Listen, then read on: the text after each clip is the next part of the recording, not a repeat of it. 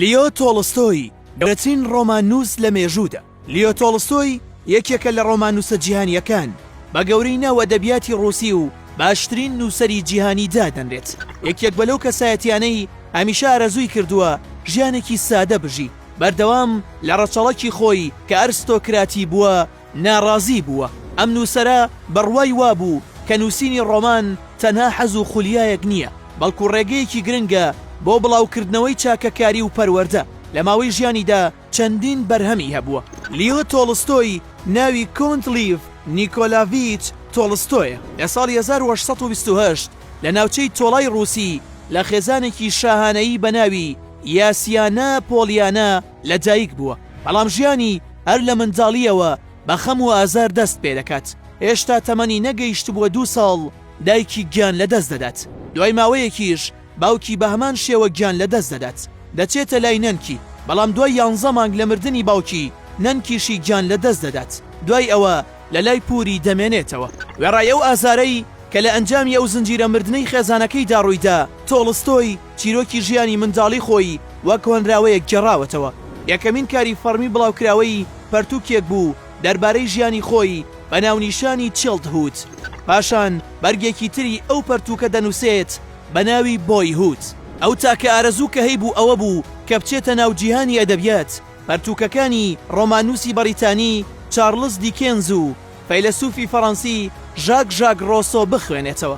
دوای ئەوەی واز لە خوێندن دەهێنێت، دەگەڕێتەوە خانوەکەی دایک و باوکی، لەوێ هەوڵ دەدات ببێتە جووتیار، بەڵام لەوەشدا شکست دەهێنێت.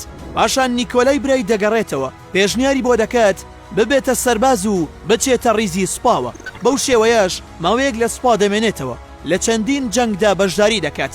لە بەناوبانگترین ئەو جەنگانەش جەنگی لیسیڤاستۆپۆڵ بوو کە یەکێکە لە جەنگە خوێناویەکانی سەدەی 19ەم.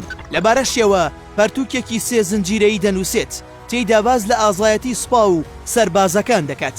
پەرتووکەکەشی سەرکەوتنێکی باش بەدەست دەهێنێت، دواتر واز لە سوپا دەهێنێت، دەگەڕێتەوە بە ناوجیهانی ئەدەبیات، لە سانت پترسبۆرگ نیشتەجێ دەبێت.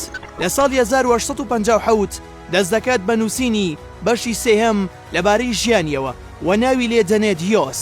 ئەو هەمیشە بە هەرکی سەرشانی خۆی زانیوە کە خوێندن و ڕەوشت لە ناو خەڵکیدا بڵاو بکاتەوە. بۆ ئەوەش ئەستا بە دروستکردنی قوتابخانەیەک بۆ هەژارەکان و منداڵە جووتیارەکان هەر بەوەشەوە نەوەستا، بەڵکو چەندین بەرهەمی پەروەردەیی بڵاو کردەوە کە کاریگەری ڕاستەوخۆیان لەسەر سیستمی پەروەردەکردن لە رووسیا هەبوو. یەکێک لە گرنگترین ڕۆمانەکانی ئانا کارینا بوو کە باز لە چیرۆکی خۆشەویستی خەمناک دەکات، تیشک دەخاتە سەر قوڵایی دەرونی مرۆڤەکان، باس لە کەیسە کۆمەڵایەتیەکان و فەلسەفەیەکانی رووسیای قەیسەر چینی ئەرستۆکراتیەکان دەکات.